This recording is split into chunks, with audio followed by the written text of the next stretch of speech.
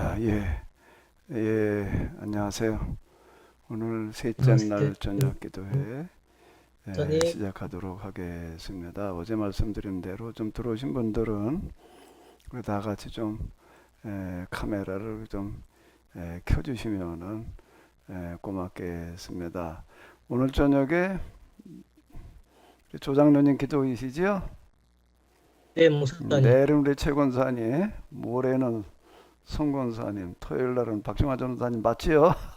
네, 내 기억이 맞나 모르겠네. 토요일은 이춘장 권사님, 예? 목사님, 토요일은 이춘장 권사님이 어르신 권사님 해주시는 게 좋을 것 같아요. 글쎄, 어제 목사님 또 그렇게 말씀해 주셨고, 그래서 이 권사님 해주시는 게 좋을 것 예, 뭐 같습니다. 토요일 날 봐가지고 그럼 그렇게 뭐 봐서 결정하시자고요. 그럼 이춘자 군사님한테 미리 말씀을 좀 드려놔야 될 텐데. 자, 어떤 우리 네. 조 장로님께서 우리 기도해 주시도록 하겠습니다. 예수님께서 이르시되 내가 진실로 내게 이르노니 오늘 이 밤 닭이 두 번 울기 전에 내가 세 번 나를 부인하리라. 베드로가 힘있게 말하되 내가 주와 함께 죽을지언정 주를 부인하지 않겠나이다. 하고 모든 제자도 이와 같이 말하니라. 아멘. 아멘. 하나님, 저희도 주님을 배신하지 않겠다는 베드로 사도의 고백처럼 하나님께 수없이 고백하며 신앙생활을 하지만 세상에 나아가면 또다시 주님의 뜻과는 다르게 각자의 소견대로 믿음 없이 살아왔던 시간이 더 많습니다. 이렇게 저희들은 믿음이 부족하고 마음이 완악하오니 긍휼히 여겨 주시옵소서. 바라옵나니 부족한 저희들과 주님께서 늘 함께 하셔서 그동안 주님의 종을 통해 배우고 공부한 말씀을 붙잡고 살아가는 복된 둔대교회 공동체가 될 수 있도록 도와주시옵소서. 특별히 이번 고난주간은 그동안 함께한 하나님의 종과 함께 드리는 마지막 예배를 드립니다. 종을 통해 공부한 하나님 말씀을 더 가슴에 세우고 마음에 담아 가르침이 헛되지 않도록 기억하며 하나님 보시기에 아름다운 그리스도인이 되도록 성령님께서 지혜를 주시고 인도해 주시옵소서. 또한 예수님의 십자가의 죽으심과 부활의 참 의미를 바르게 배우고 이해하게 하셨사오니 우리 둔대교회 모든 성도들이 소금과 빛이 되어 부족하지만 세상에 이로움을 끼치고 주님의 명령을 이루는 복된 자로 거듭나도록 도와주시옵소서. 순환주간에 예배드리는 모두에게 성령의 충만함이 함께하길 바라오며 오늘도 살아계신 우리 주 예수 그리스도의 이름으로 기도드렸습니다. 아멘. 예, 네네, 감사드립니다. 자, 하루 평안하셨어요?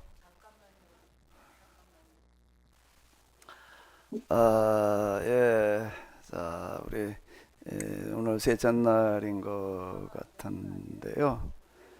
자, 우리 하나님의 말씀, 요한복음 11장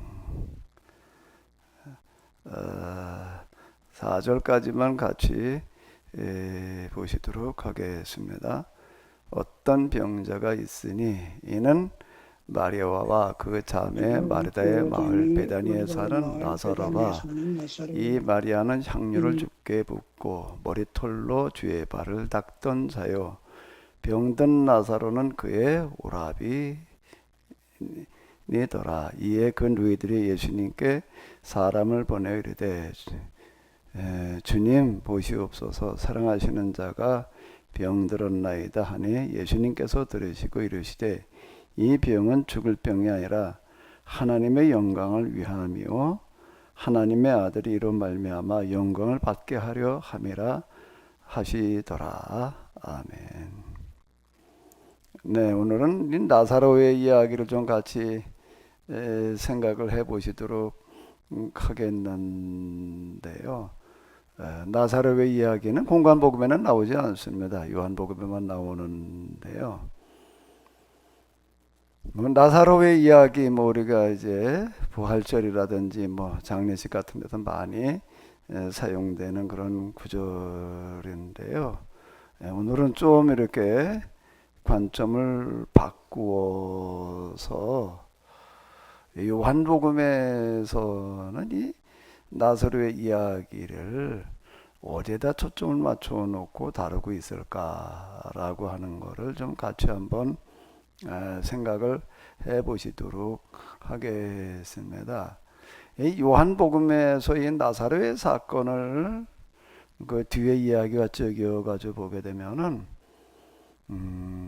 예수님께서는 어떤 방법으로 일을 하셨는가, 하나님께서 일하시는 방식이 어떤 것인가라고 하는 것을 잘 살펴볼 수가 있습니다.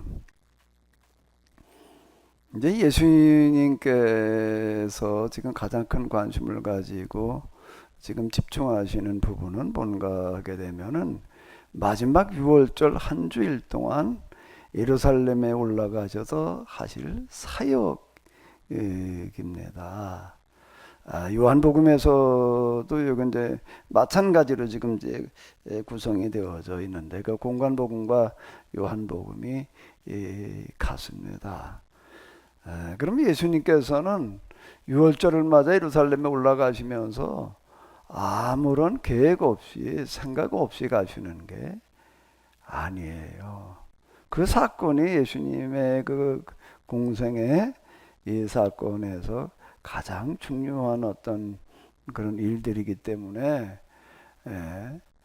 많은 생각을 하시고 또 많이 이제 계획을 세워가지고 가시는 겁니다. 그럼 예수님께서는 어떤 생각을 가지고 어떻게 예루살렘에 올라가셔서 어떻게 일을 하셨는가, 여기다가 초점을 맞춰가지고 오늘 한번 같이 보시도록 하겠습니다. 이게 지금 뭔가라고 하게 되면 제가 늘 말씀드리는 대로 하나님께서 일하시는 방법, 이게 굉장히 중요한 겁니다. 저는 히브리서를 공부할 때도 이제 믿음의 선진들 한 사람 한 사람들을 어디다 초점을 맞춰가지고 받는가라고 하게 되면 그들의 그 주어진 상황 시대 속에서 어떻게 일을 했는가라고 하는 것을 이제 우리가 좀 위주로 봤던 거거든요. 그러면 이제 예수님께서는 지금 마지막 이제 여정 예루살렘에 올라가서 이제 한 주일 동안 하셔야 될 일을 염두에 두고 가시는 겁니다. 그건 제자들은 몰라요. 예수님께서 몇 차례 암시를 하셨습니다. 내가 이번에 예루살렘에 올라가면은 장로들과 서기관 그들에게 붙들려 내가 죽임을 당하리라. 그러나 걱정하지 마라. 내가 다시 이제 부활하리라. 뭐 이렇게 얘기를 하셨지만은 제자들은 그 말을 전혀 귀담아 듣지도 않았고 아예 뭐라고 그래야 되나, 생각질 않았다고 그래야 되나. 그 내용으로 보게 되면은 어려운 게 아닙니다. 예수님께서 예루살렘에 올라가서 돌아가시리라고 하는 건데 제자들은 예수님께서 돌아가실 리가 없다라고 해가지고 아예 그런 생각 자체를 안 하는 거야. 나중에 가서야 이제 그게 예수님께서 말씀하신 게 이런 뜻이었구나. 뭐 이제 이렇게 알았다라고 하는 건데요. 자, 그러면 이제 이번에는 예수님께서는 예루살렘에 올라가시면서 어떤 계획을 가지고 어떻게 해야 될 것인가라고 이렇게 구상을 하셨는가라고 하게 되면은 이거예요.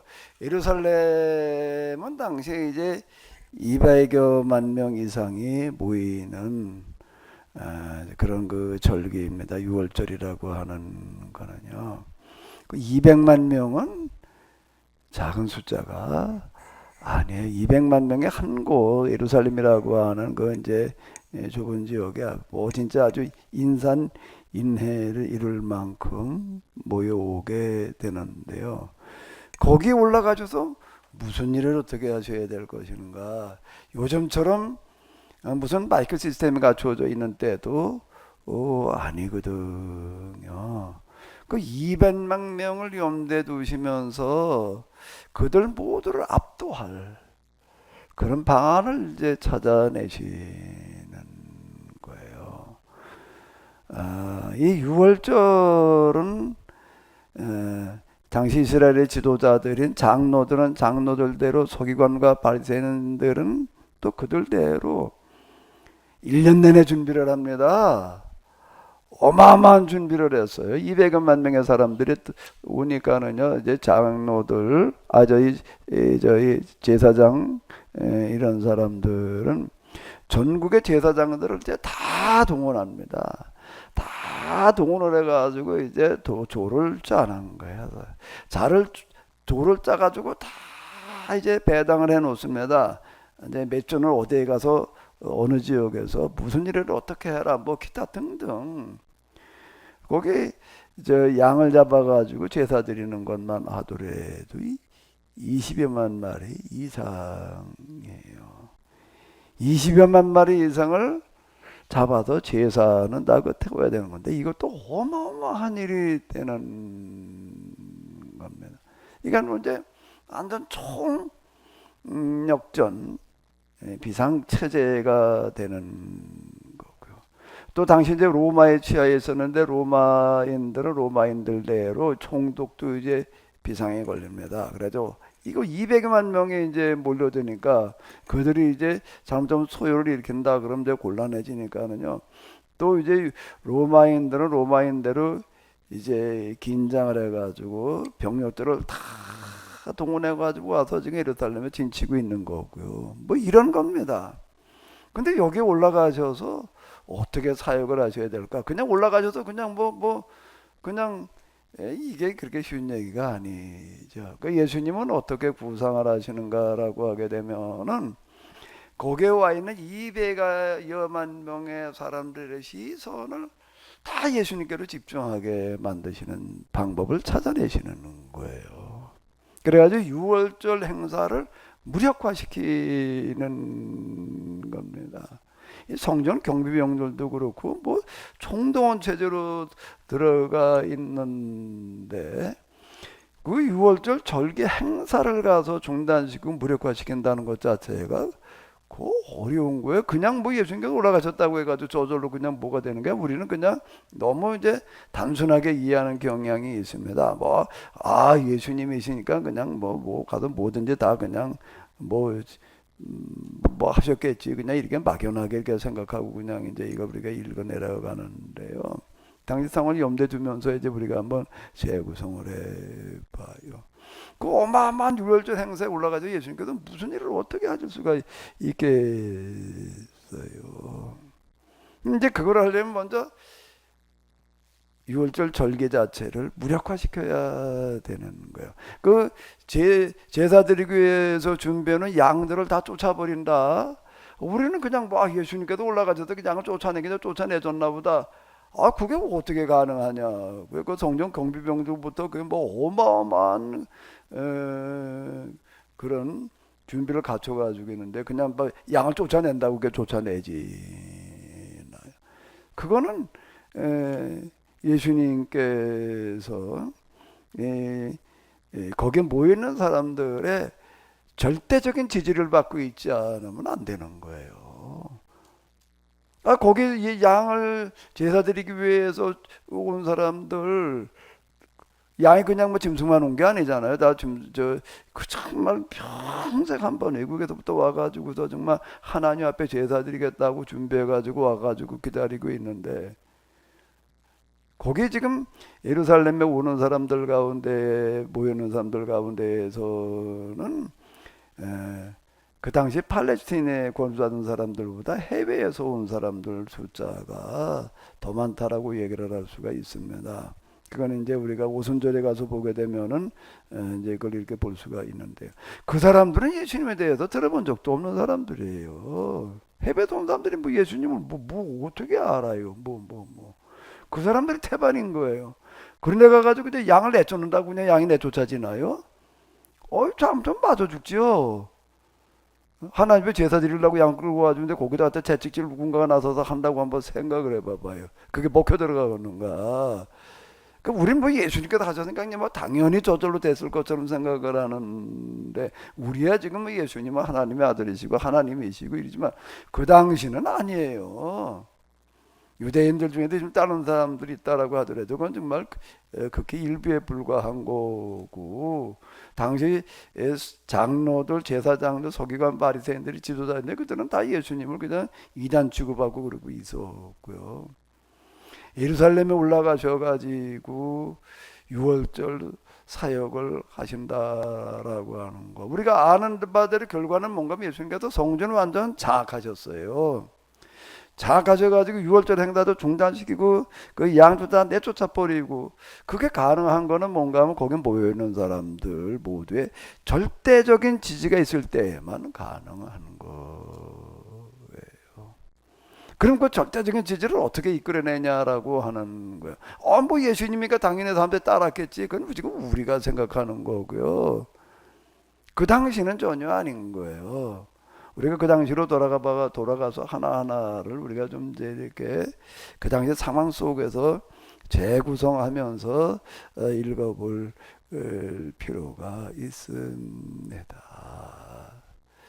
예수님은 이제 이게 가장 큰 관심사인 거예요. 어떻게 예루살렘에 올라가 가지고서 한 주일 동안 모든 백성들의 관심을 예수님께로 끌어들여 가지고 유월절 행사, 제사 행사를 중단시키고 한 주일 동안 말씀을 가르칠 수 있겠는가? 예수님께 올라가셨다고 저절로 되는 거, 우린 너무 이렇게 생각을 해버려요. 맨날 이제 동화시게 되는 거예요, 그냥. 자, 그럼 예수님께서는 이걸 어떻게 이거를 가능하게 하셨을까요? 요한복음에 의하면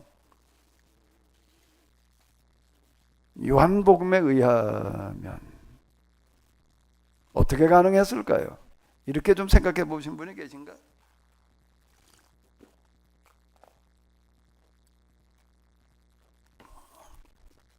순환주간 일주일은 우리가 예수님의 부활, 유월절 행사 일주일 한 주간을 이제 염두에 두면서 이런 부분들 우리가 같이 한번 묵상에 들어가 볼 필요가 있는데요.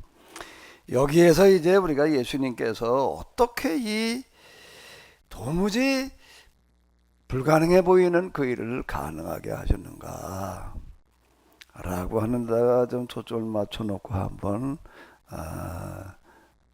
들어가 볼 필요가 있습니다. 하나님께서는 어떻게 하시는가 하면 주변 상황을 자연스럽게 무르듯이 이렇게 이끌어 가시는 게 한 특징이다 라고 하는 겁니다. 요한복음에 의하면은 무엇을 예수님께서 활용하셔서 이 엄청난 일을 가능하게 하셨을까? 나는 이미 여러분들에게 답을 다 말해놓고서 묻는데,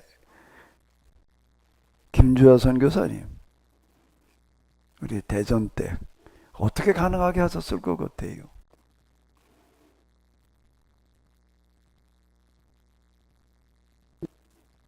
예수님께서 말씀을 가르침을 통해서 사람들 마음속에 깨우침을 주시지 않았나 싶습니다. 근데 그래서 그걸 어떻게 가능하게 하냐는 거예요. 예루살렘에 있는 200여만 명 입추 여지가 없을 만큼 지금 밀집되어 있는 그 예루살렘 올라가셔서, 뭐 우리는 예수님께서 말씀하시니까 다 모여서 들었겠지, 그냥 너무 단순하게 생각을 하는 거거든요. 그 당시 예수님은 깊이 인물이고요, 모이는 사람들 대부분 예수님에 대해서 들어본 적도 없는 사람들이에요. 근데 어떻게 그들의 관심을 끌어들일까 있는 거예요. 어떤 방법이었죠?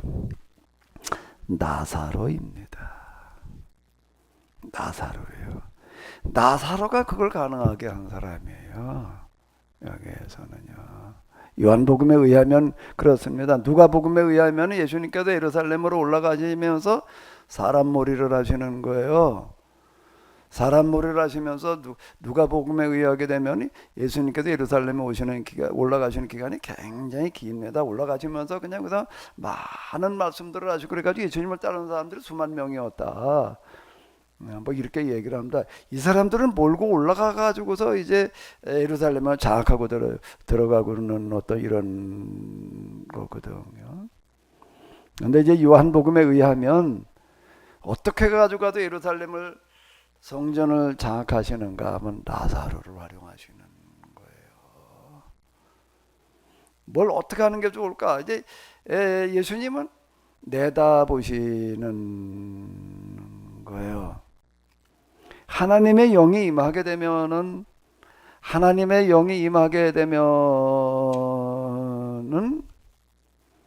내다보는 일이 가능해집니다. 그게 선지자라는 거예요. 선견자, 선지. 일어날 일들을 앞에 드러날 일들을 내다본다. 그 점쟁이식으로 내다본다는 얘기가 아니에요. 그거하고는 전혀 다른 쪽 얘기예요. 예수님께서 내다보시면서 지금 움직이시는데 여기에 내가 뭐를 활용을 해가지고서 예루살렘에 올라가가지고서 예루살렘을 내가 이렇게 장악을 해가지고 거기에 모여온 사람들, 제사 드리기 위해서 모여온 사람들을 제사를 폐지해버리고 오히려 말씀을 가르칠 수 있을까? 이제 이 방법을 찾아내시는 거예요. 하나님의 다른 이름은 방법이에요. 방법이요. 나는 길이요라고 말씀을 하지. 잖아요. 방법. 현실을 타개할 방법. 불가능해 보이는 일들을 타개해 나가는 방법을 동원하시는 겁니다. 그러니까 하나님의 방법. 그게 누구였는가 하면 나사로예요. 그러면 예수님께서 뭐 나사로라는 사람을 병들게 해가지고 죽게 해가지고 그렇게 하셨다는 얘기는 아니에요. 쭉 내다 보니까 나사로라는 사람이 이제 병들어 이제 죽으리라라고 하는 거를 내다 보시는 거예요. 이 나사로가 병들어 죽게 했다 그 얘기 그렇게 얘기를 해나가게 되면은 그러면 예수님께서 유다로 하여금 뭐 예수님을 배반하게 했다라고 하는 얘기하고 똑같아지는 거니까 그건 말이 안 되는 거고요. 나사로 사건을 내다보시면서 나사로를 보시면서 이 사람을 활용을 해야 되겠다. 그 나사로가 어떻게 되는 거예요? 병들어 죽는 겁니다.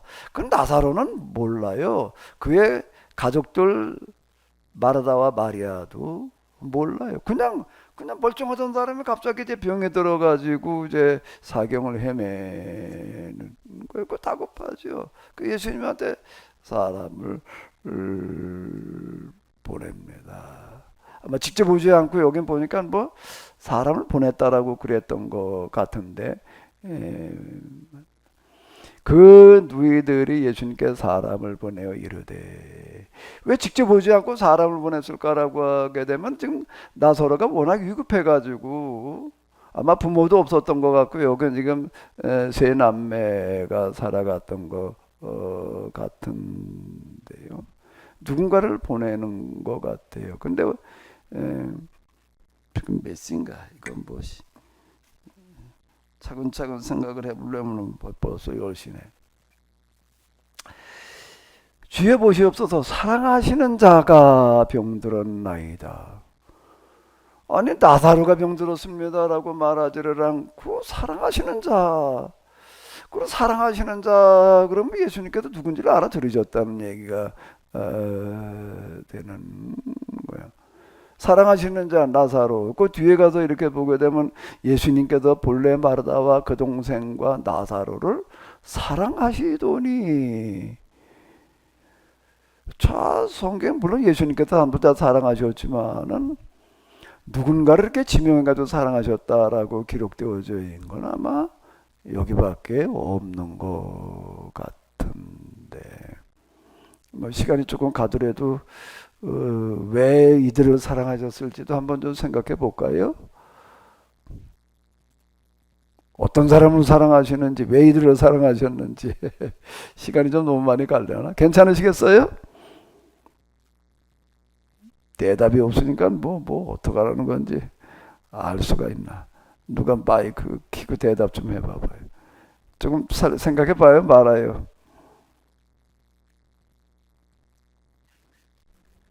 생각해 왔으면 좋겠습니다. 뭐라고요? 뭐라고 그랬어요? 생각해 봤으면 좋겠습니다. 생각해봤으면 좋겠다고요, 김주하 선교사님.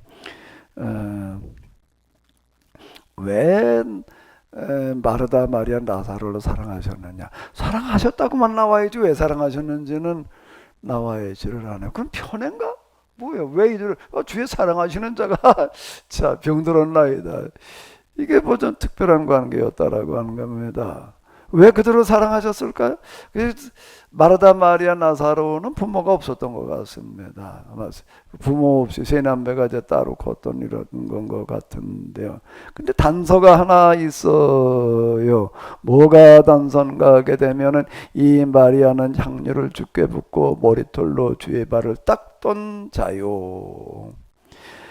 12장으로 가게 되면은 나오고 있어요. 마리아는 지극히 비싼 향유고 순전한 나드 한 근을 가져다가 예수님의 발에 붓고, 머리가 아닌 발에 붓고 자기 머리털로 그의 발을 닦으니 향유 냄새가 집에 가득하더라. 그러니까 유다가 이걸 왜 300데나리온에 나가는 걸 갖다 이렇게 허비하느냐 뭐 이랬다라고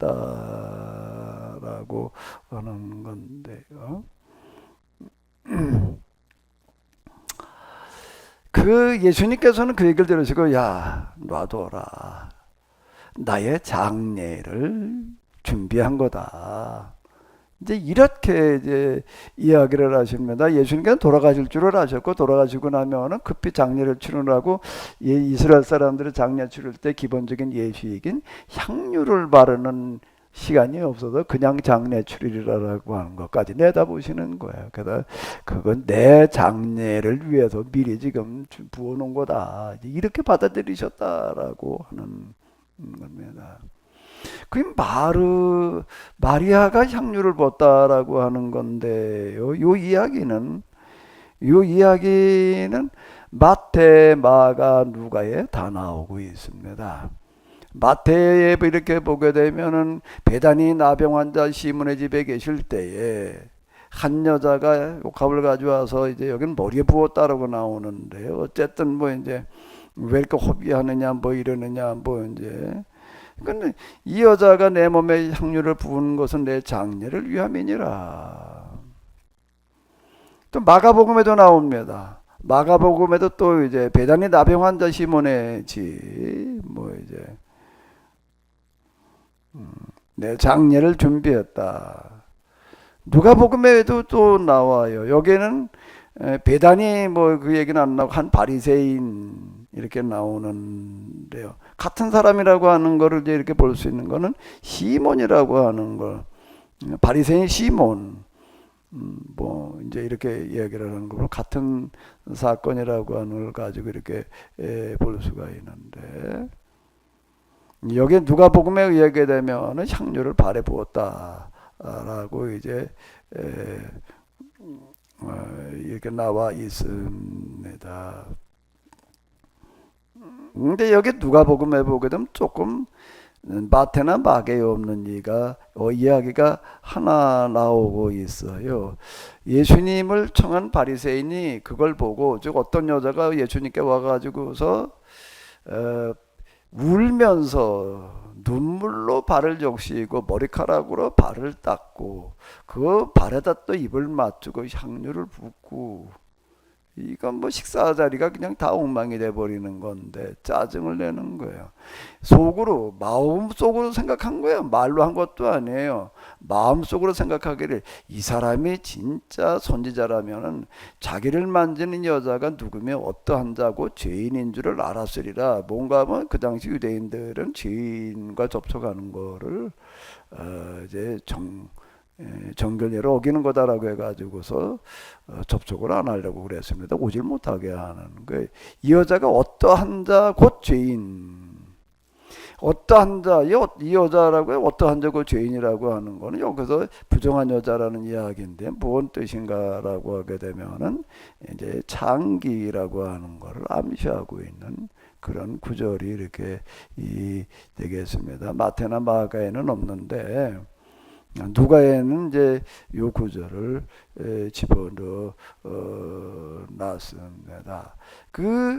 여기에도 향유를 부은 여인에 대해서 한 여자 그냥 일어났지 이름은 안 나와요.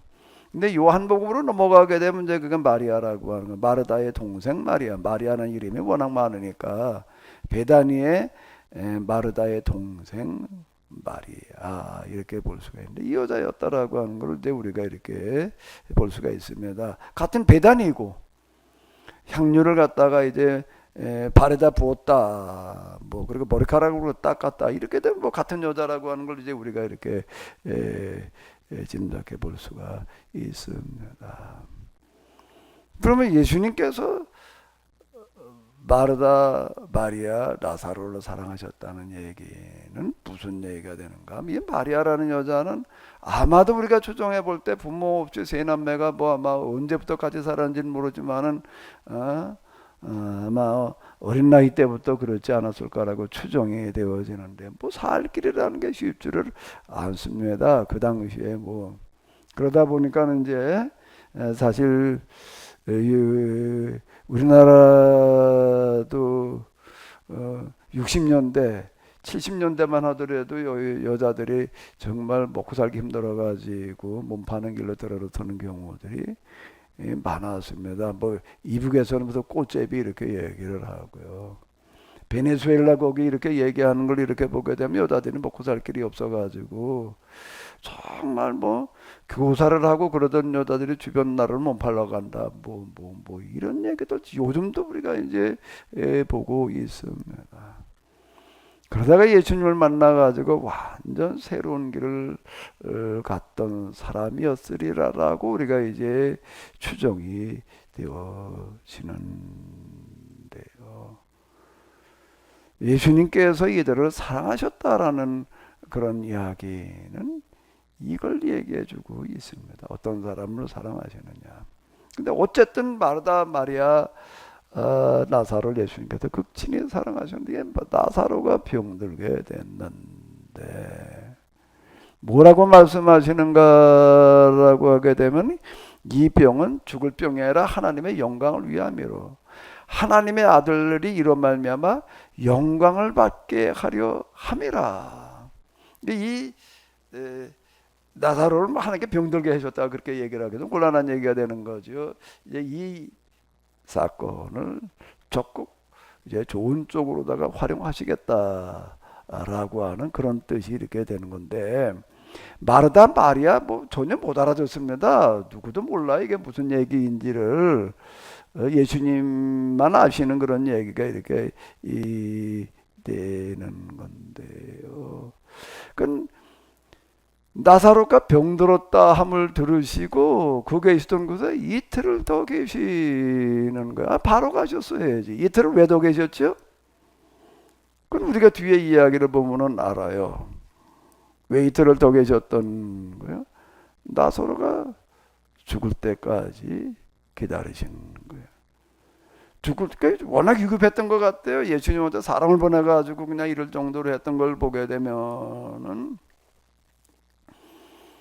마르다 마리아가 못 오고 사람을 보냈다는 얘기가 지금 그 얘기가 이미 죽었어요. 아마 예수님께 사람을 보내고 나서 이틀을 더 있다가 올라가시니까 뭐 장례치리는 나흘이 됐다 그런 거를 이렇게 보게 되면 올라가시는 시간이 조금 걸리기는 했겠지만은 아마 예수님께 전가를 보낼 때쯤 이미 벌써 죽지 않았을까라고 이렇게 계산을 해보게 되면 그렇습니다.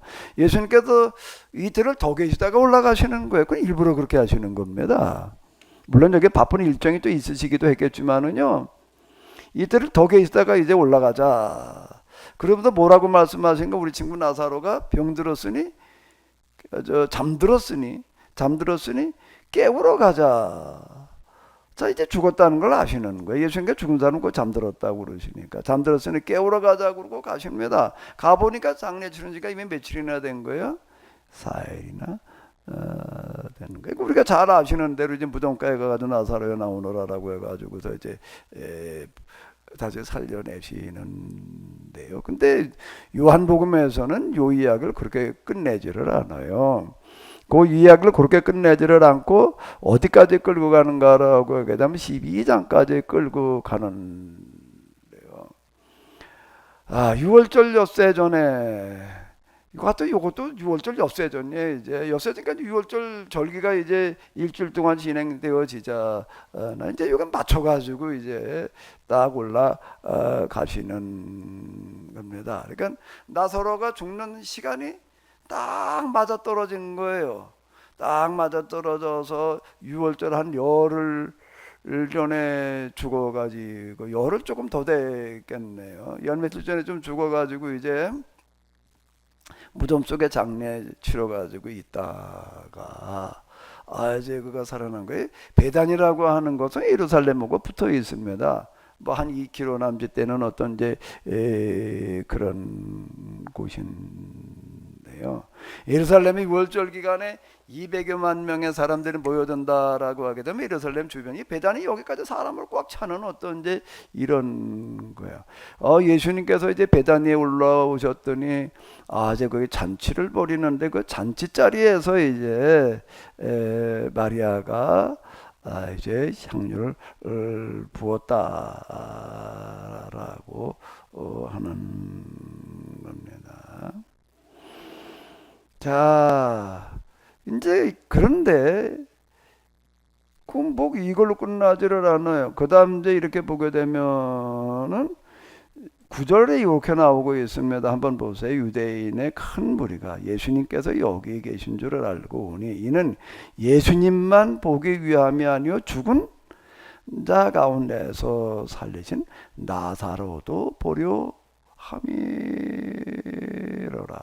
사람들이 예수님께로 몰려드는 거예요. 왜요? 이야, 예수님께서 죽은 지 4일이나 되어져서 이미 장례 치르는 사람, 무덤 속에 들어가 있는 사람을 살려내셨다. 이게 6월절 절기에 예루살렘에 화제가 된 거예요. 그 사람들마다 이게 이제 주 관심사가 돼버리는 겁니다. 아니 어떻게 죽은 사람을 살려? 그것도 정말 충격적인 이야기일 텐데 장례 치러서 이미 무덤에 들어가서 썩어서 냄새 나던 사람을 살려놨어. 이게 장안의 화제가 되는 거예요. 그 예루살렘에 몰려온 사람들의 관심사는 다 이거예요 지금. 아니 도대체 그분이 누구야?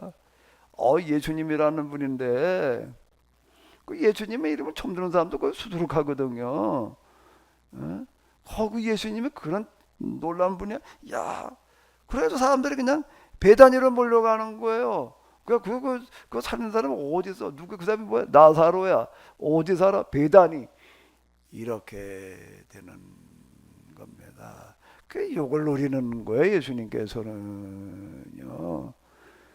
200만 명의 사람들이 예루살렘에 그냥 전국 각지는 물론이고 세계 각지에서 몰려오는데 그 사람들의 관심사를 어떻게 예수님한테 쏠리게 해요? 뭘 가지고요? 그게 뭐예요? 나사로라고 하는 거예요. 나사로를 살려놨더니 다 이게 지금 뭐 아주 그냥 뭐 만나는 사람마다 그 얘기야 서로 지금 뭐 유월절 이게 문제가 아니라 이야 이렇게 되는 이런 방식이 하나님의 영광을 위한 거다 말이야. 죽을 병이 아니라 하나님의 영광을 위한 게 인자로 하여금 영광을 얻게 하려 함이라는 게 이런 뜻이었던 거예요. 그러니까 하나님께서는 일을 하실 때 아무렇게나 막 그냥 하시는 게 아니에요. 아주 주도면밀하게요. 이렇게 가지고 하시는 겁니다. 가장 현실적인 방법을 동원하시는 거예요. 그러니까 사람들의 관심이 다 예수님한테 쏠리는 거예요. 그러다 보니까 이제 나사로 살리셔서 그분이 누구야? 예수님이야. 예수님이 어떤 분이야? 그분이 말이야 뭐 무슨 일도 하셨고 무슨 일도 하셨고 무슨 일도 하셨고 이게 뭐 그냥 이렇게 이제 소문이 확대 재생산돼 나가고 있는 거예요. 그러니까 사람들의 관심이 다 이제 예수님한테 쏠려 버렸어요 지금요. 예수님 다 쏠려가지고 이게 그러다 보니까 이제 대제사장들이 이거 곤란한 거예요. 이게 나사로까지 죽여야지 안 되겠단 말이야. 나사로 때문에 유대인이 가서 예수님을 다 예수님 믿게 돼 버리는 거예요. 여기 이렇게 보게 되면 이제 이런 얘기가 나오고 있습니다. 바리새인들이 서로 말하되 봐라 말해. 야, 이 우리가 뭐 무슨 짓을 해도 소용이 없다 말해. 온 세상에 다 그를 따른다, 예수님을 따른다. 이렇게 돼버리는 겁니다. 예루살렘에 온 사람들이 다 예수님을 따르는 사람들이 돼버리고 만 거예요. 이제. 야, 예수님 그동안 하신 일들 전설적인 얘기들 많죠. 소문이 또 그냥 확대 대생산돼 가지고서 이제 이렇게 되는 거예요. 근데 그 예수님의 명절에 큰 무리가 온 큰 무리야. 온자가 들어붙어 있다는 거는 뭔가 예루살렘에 모르는 사람 다 알아는 얘기가 되는 거예요.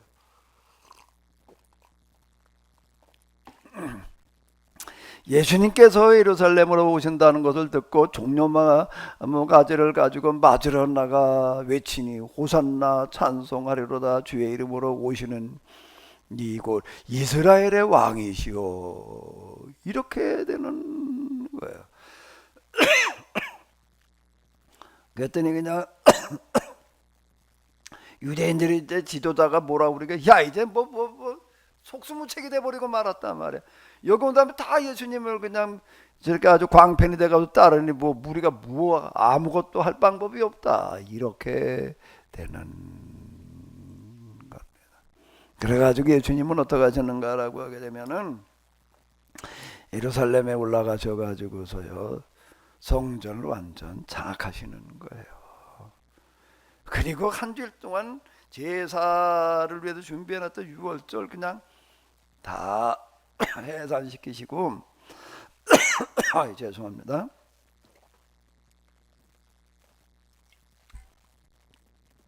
다 해산시키시고 아침부터 하루 종일 말씀을 가르치시는 거예요. 거기 보게 되면 사람들이 이른 아침부터 그냥 예수님 말씀을 듣기 위해서 몰려들었다. 이렇게 나오고 있습니다. 하나님께서는 하나님 방식으로 일하시는 거예요. 불가능해 보이는 그런 일들을 아주 간단하게 해결을 하셨어요. 그 주인공이 누구라고요? 나사로예요. 나사로는 몰라요. 자기가 무슨 일을 하는지를 몰라요. 병 들었을 때 병 들으니까 아파 죽겠지 마르다 마리아도 오라비가 이렇게 병들어 죽으려고 그러고 있으니까 얼마나 정말 청천벽력이었겠어요. 다 모릅니다. 무슨 일이 일어나고 있는지를.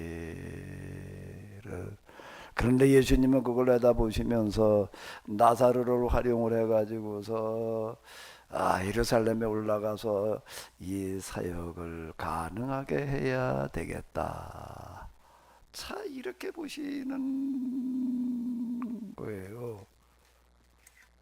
부모 없이 자란 세 남매, 먹고 살 길이 없어서 몸 파는 길로 들었었던 말이야. 개인을 이렇게 좀 표현하는 거가 대단히 좀 미안하기는 하지만은 사실이었던 거니까. 근데 예수님을 만나가지고 새로운 길을 살아가던 그런 사람들, 주의 사랑하시는 자가 병들었나. 요한복음에 의하게 되면은 놀라운 일들을 가능하게 하는데 동원되는 사람이 있는데 어떤 사람들인가라고 해야 되면 베데스다 연못가에 38년이었나? 48년? 왔다 갔다 해. 그때 내가 몇 년이라고 그랬다고? 38년 된 병자. 날 때부터 소경으로 태어나가지고서 그냥 길거리에서 구걸을 하던 사람. 병들어 죽어서 이미 무덤의 장례에 치러진 시체, 죽은 시체, 썩어 냄새나는 시체. 자, 이런 사람들이 기가 막히게 활용되고 있다라고 하는 겁니다. 내가 이 순환 주간을 맞아서 요한복음 나사렛 사건은 여기다가 초점을 맞춰가지고 제가 이렇게 해석하는 이유는, 이제 우리가 살기 위해서는요, 우리라는 건 뭘까 하면 온 인류를 얘기하는 건데요, 이제 살아날 길이 없다는 거예요. 대멸종을 막을 길이 없단 말이야. AI에 의해서 30내로 인류가 대멸종할 확률이 30%다. 뭐 이제 뭐 무슨 생태계가 어떻게 돼가지고 저것도 이제 AI 때문에 망한다는 거야. 또 이제 뭐 지금 뭐 우크라이나 무슨 전쟁 뭐 어쩌고 저쩌고 해가지고 저 지금 이제 뭐 거기다 트럼프가 등장을 해가지고도 관세 어쩌고 저쩌고 해가지고도 지금 완전 지금 이제 아주 전 세계가 지금 전시 체제로 돌입해가고 있습니다. 지금요. 이게 뭐 자칫 이게 뭐 전 세계 전쟁이 일어날 수 있는 가능성도 지금 농후해요. 중국이 지금 뭐 그냥 군사력을 지금 미국을 따라잡겠다고 그냥 아주 총력 질주하고 그뭐 하나의 중국 그래가지고 대만을 강제력으로 아주 그냥 복속시키려고 지금 소시탐탐 노리고 있고, 여차하게 되면 이게 세계 전쟁을 비화될 수 있는 가능성도 있고, 뭐 지금 참 그렇잖아도 지금 뭐 기후위기 이래가지고서 지금 다 죽게 생겼는데, 자 이걸 어떻게 해야 될 거냐? 가능성이 없다고 다 얘기를 합니다. 방법이 없다. 그런데 하나님에게는 아직 방법이 있습니다. 누구도 예상치 못한, 누구도 생각하지 내지 못하는 그런 방법을 동원하시는 거예요. 어떤 방법이었죠? 예수님 유월절 행사를요, 이미 장례 치러져서 사일이 낮아서 썩어 냄새 나는 시체가 기가 막히게 활용되어지는 겁니다. 아무짝에도 쓸모없는 거죠. 이 썩어 냄새 나는 시체가 뭘 해요? 사실 지금 우리 모여있는 우리 모두를 살펴보면 이 몇 명 모이고 지금 뭐 오늘 보니까 23명 지금 들어와 계시는 것 같은데,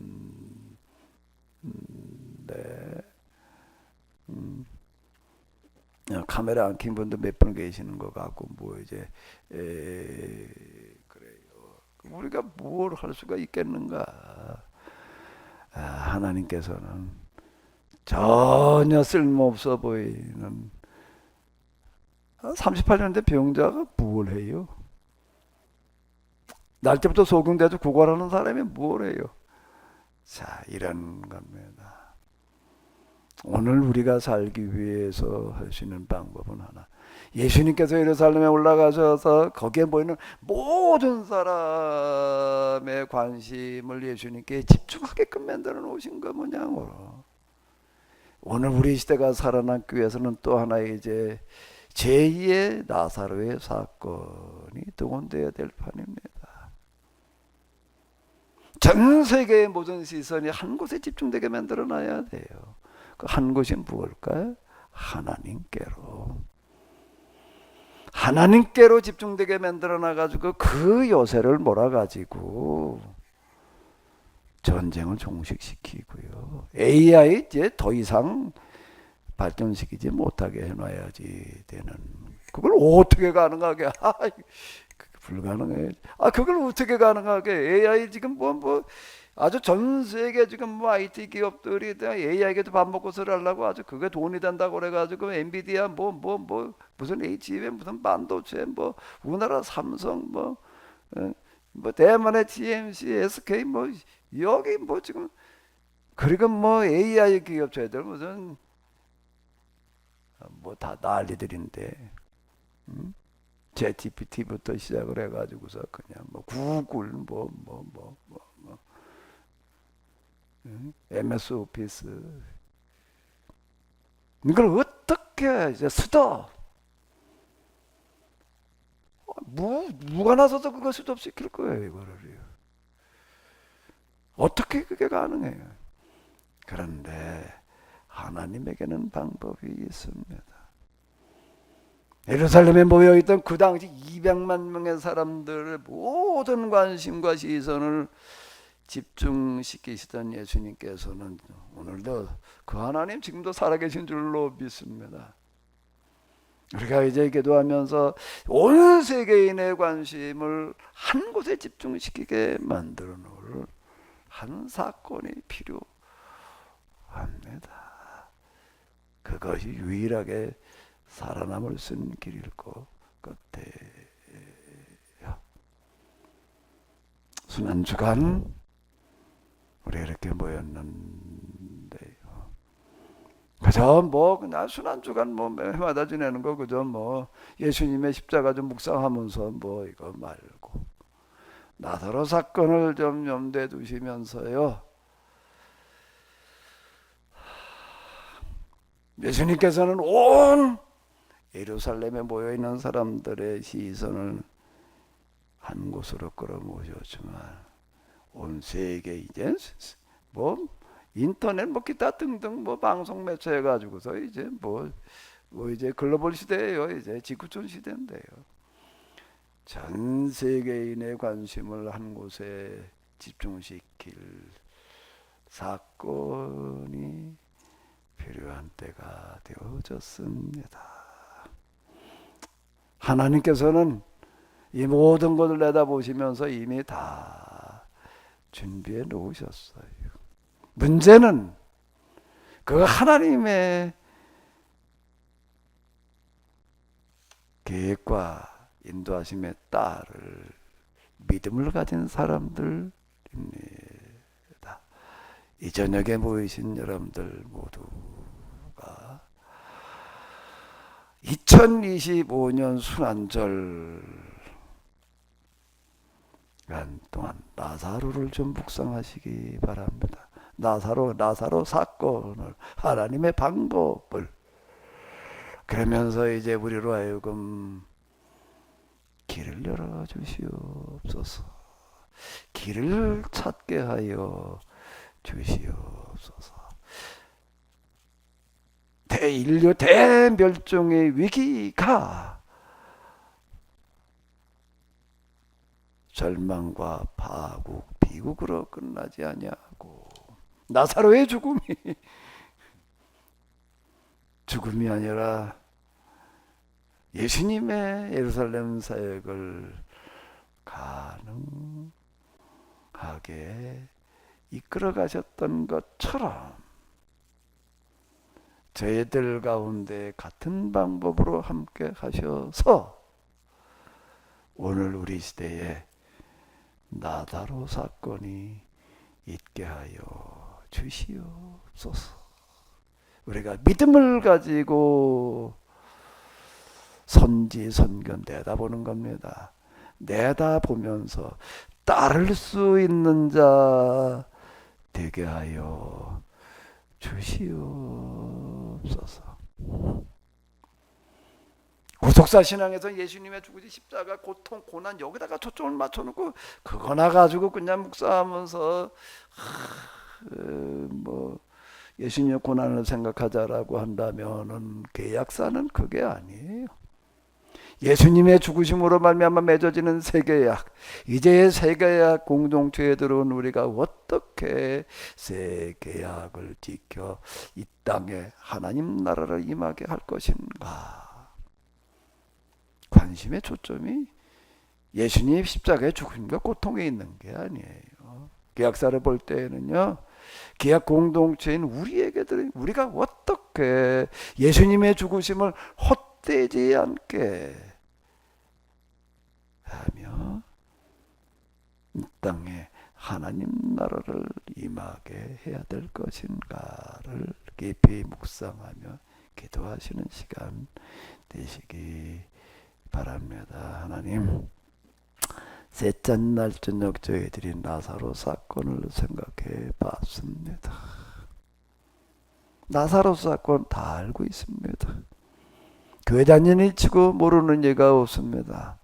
그런데 그 나사로 사건이 예수님의 사역에 어떤 역할을 했는지, 하나님께서는 나사로의 죽음 썩은 냄새나는 시체를 통하여 무슨 일을 하셨는지, 그리고 오늘 나는 오늘 또 우리 가운데 계시는 하나님께서는 우리를 어떻게 이끌어가야 되실지를, 어떻게 이끌어 가실지를 내다볼 수 있는 자 되게 하여 주시옵소서.